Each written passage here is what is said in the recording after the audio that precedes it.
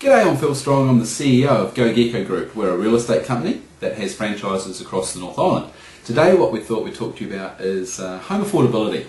So how is it that people can get into their first home?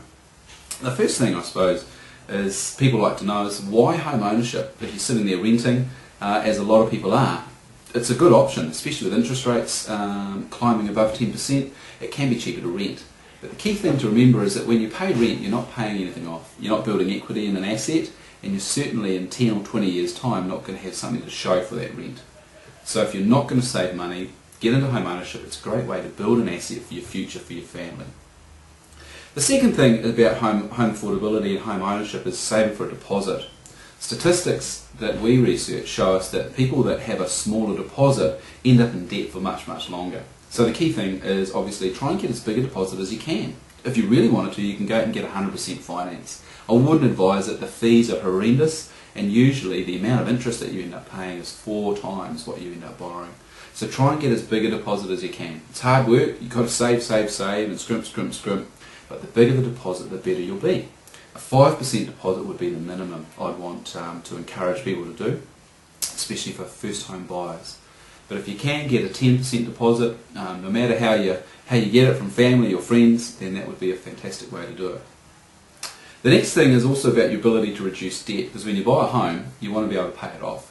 So the key thing is to get in there and get your mortgage down as fast as you can. The more you borrow, the higher the percentage, the less likely you are to be able to pay that off quickly.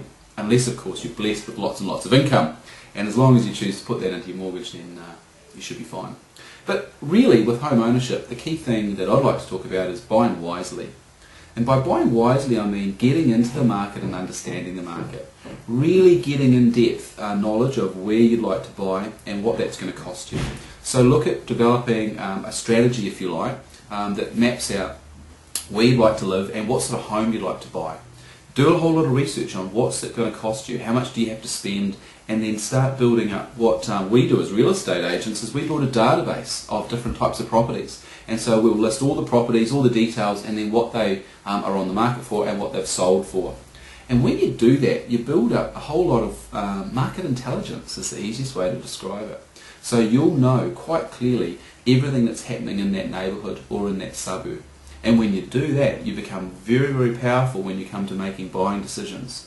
You can quickly look at homes and decide whether it matches your criteria, and once you decide whether it matches your criteria, you can decide what you think it's worth, because that's all you really want to pay.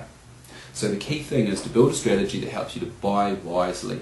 Set some rules, understand what your maximum price is, how you're going to negotiate, who's going to negotiate on your behalf, and also map out where you want to end up and be prepared to walk away. And that's really, really hard when you're an emotional buyer or you're someone that's excited about your first home. But do it with a rational process and do it with someone that can help you. And that would be the key to buying wisely. Alright, well, all the best with home ownership, and we look forward to seeing you back here another time.